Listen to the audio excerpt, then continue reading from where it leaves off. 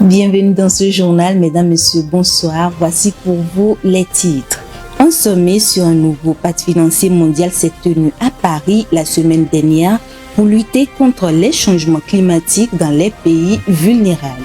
Quel intérêt pour les pays africains? Les réponses dans ce journal. Le géant pétrolier Total Energy est accusé d'expropriation abusive, de harcèlement, d'inondation de terres et bien d'autres crimes par la population ougandaise et des ONG françaises. À la 5e édition de la Week Eco 2023 tenue à Yamoussoukro, le jeune Togolais Etienne Pamessam a présenté Vega Recycling, une entreprise écologique made in Togo. C'étaient les titres, à présent le journal.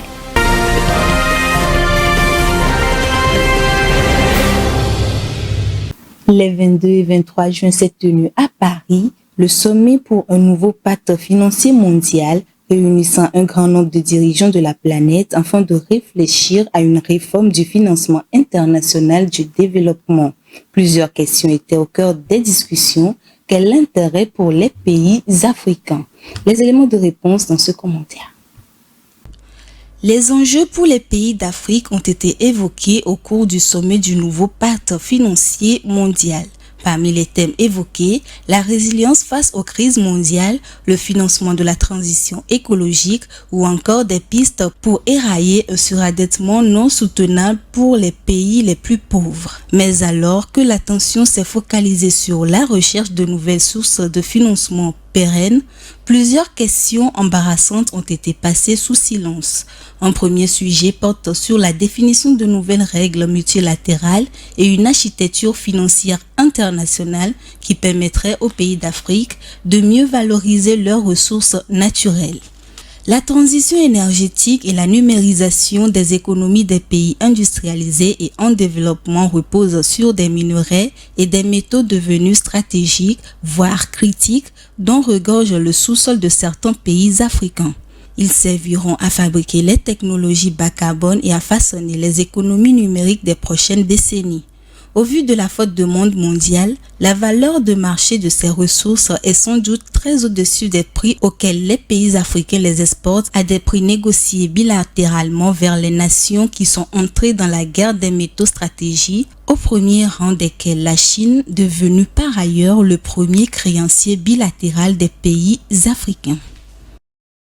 Une nouvelle action en justice a été lancée en France et en Ouganda contre le géant pétrolier Total Energy. Les plaignants dénoncent des expropriations abusives, des compensations insuffisantes, du harcèlement et des inondations de terre causées selon eux par ces méga-projets controversés de forage pétrolier et d'éléoducs en Ouganda et en Tanzanie. Irène Papadina pour les précisions. Une nouvelle action en justice a été lancée ce mardi contre le groupe français Total Energy. 26 Ougandaises ont demandé réparation à l'entreprise pour les préjudices causés selon eux par son méga-projet pétrolier controversé en Ouganda. Le projet Tilenga est un forage de 419 puits de pétrole, dont un tiers dans le parc national de Murchison Falls, qui est une réserve de biodiversité. Une première action en justice visait à empêcher ces travaux en 2019. Mais par faute de décisions judiciaires rapides, ces travaux ont fini par être réalisés. Aujourd'hui, les demandeurs sont 26 membres des communautés affectées par le projet Tilenga et l'oléoduc et Jacob en Ouganda, le défenseur des droits humains ougandais Max Artura, 5 associations françaises et ougandaises. Selon ces ONG, plus de 118 personnes en Ouganda et en Tanzanie sont affectées par des expropriations totales ou partielles à cause du projet. Les populations ne peuvent plus utiliser leurs terres librement et sont privées de leurs moyens de subsistance. Le Kenya a vendu 1,7 million d'unités de panneaux solaires en 2022. Cela démontre que l'utilisation des énergies solaires est en plein essor dans ce pays de la Corne d'Afrique. Alors que la demande en électricité est forte, les dirigeants comptent sur une approche éco-responsable pour résoudre le problème. Viva Samana pour le commentaire. Le changement climatique est une réalité qui s'impose à tous. Le déploiement rapide de l'énergie solaire est un enjeu d'avenir majeur en Afrique, d'autant plus que le continent africain possède 40% du potentiel solaire mondial. Selon le Renewable Global 2022, le Kenya a vendu près de 2 millions d'unités de panneaux solaires.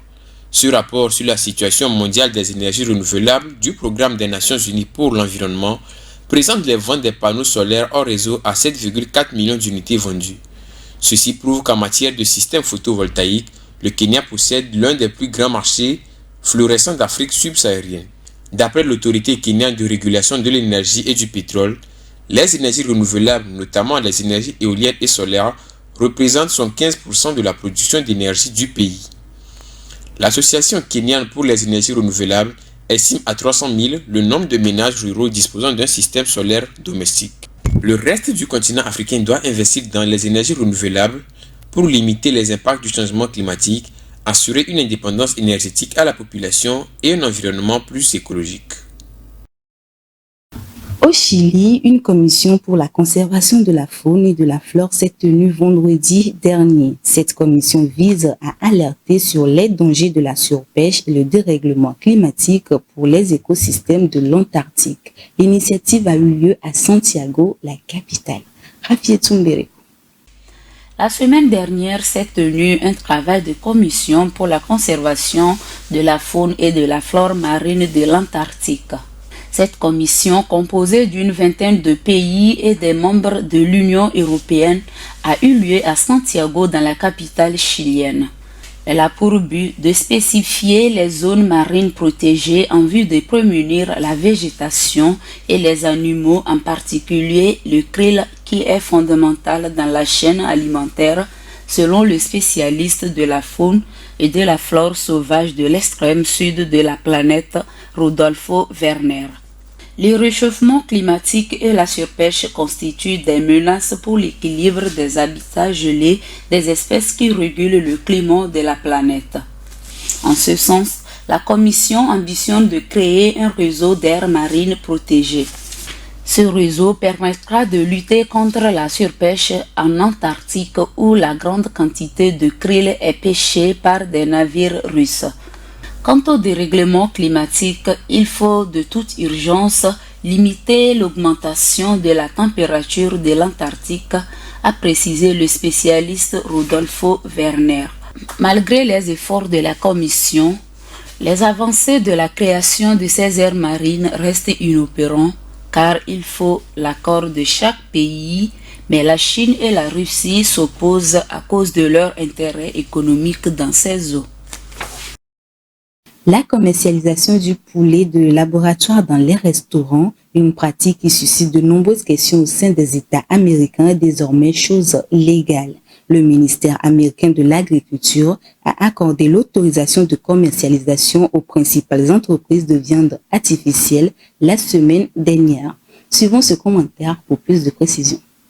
Cette nouvelle n'est pas du tout une surprise. Semaine dernière, l'agent chargé de la sécurité alimentaire aux États-Unis a donné son feu vert pour la commercialisation de la viande de poulet synthèse, considérée comme la viande artificielle depuis 2020.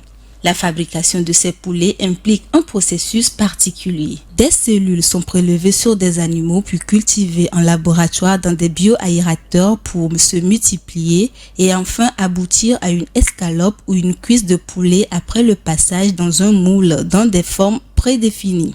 Si les partisans de viande artificielle mettent en avant un moindre impact carbone par rapport à la véritable viande, l'élevage est responsable à lui seul de 14,5% des émissions mondiales de gaz à effet de serre. Ses conséquences environnementales restent pour l'instant très floues. Les entreprises productrices défendent également la réduction des risques sanitaires dans la mesure où les antibiotiques ne sont pas utilisés dans l'élaboration de viande de synthèse. Une bonne nouvelle alors que les animaux d'élevage consomment chaque année plus d'antibiotiques que les humains amène à une résistance de plus en plus grande à ces médicaments. Mais une question d'éthique continue de se poser, celle du processus qui nécessite des hormones de croissance jusqu'ici le plus utilisé, mais aussi controversé, qui consiste à ajouter du sérum de veau fœtal prélevé sur des vaches en gestation envoyées à l'abattoir. Toutefois, les entreprises cherchent à développer des solutions alternatives. La 5e édition de la Week Eco 2023 s'est tenue du 22 au 24 juin à Yamoussoukro en Côte d'Ivoire. Une initiative de l'ONG Ecolorip placée sous le thème Innovation, transition énergétique et résilience climatique. C'est une rencontre sur la biodiversité et les aires protégées. Suivons les commentaires. Au total, 150 jeunes passionnés d'environnement et venus de par le monde participent à cette édition dans la belle ville verte de Yamoussoukro. Parmi ces jeunes figure le jeune Togolais Etienne Pamessam, communicateur et passionné des questions énergétiques. Il a été sélectionné parmi les milliers de candidatures de par le monde qui ont postulé afin d'avoir la possibilité de prendre part à cette grande messe sur l'environnement. Etienne Pamessam a parlé de Vega Recycling, une entreprise du jeune Togolais Justin Bekouné, spécialisée dans le recyclage des déchets afin de leur donner vie, la limitation à la pollution de l'environnement, la réduction des déchets qui détruisent l'environnement et accélèrent le réchauffement climatique. Il faut noter également que Vega Recycling a mis sur pied une application formidable dénommée Zéro Déchet qui facilite le tri sélectif des déchets pour leur transformation.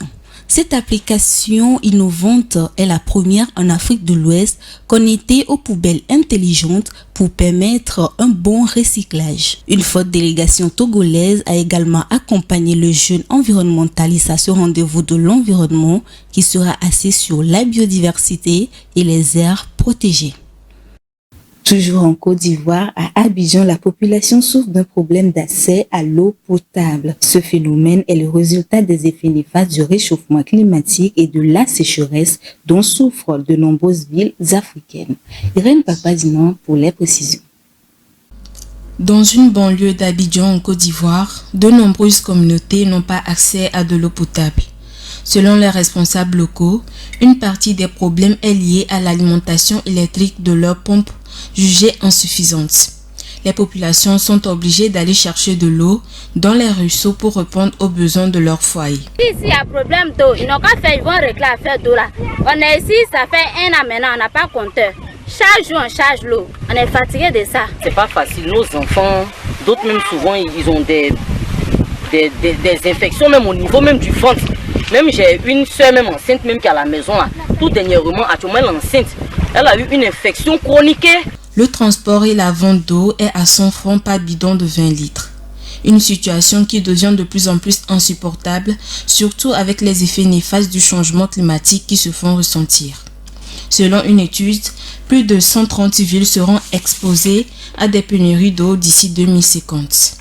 La forte sécheresse qui sévit en Côte d'Ivoire entraîne l'évaporation des eaux souterraines, des lacs et une baisse conséquente de la pluviométrie dans cette région. Pour faire face à ce problème de manque d'eau, l'Office national de l'eau potable a déployé 9 citernes de ravitaillement, mais elles sont loin de couvrir tous les besoins de la population. C'est la fin de ce journal. Merci de nous avoir suivis très fidèlement sur Green TV International.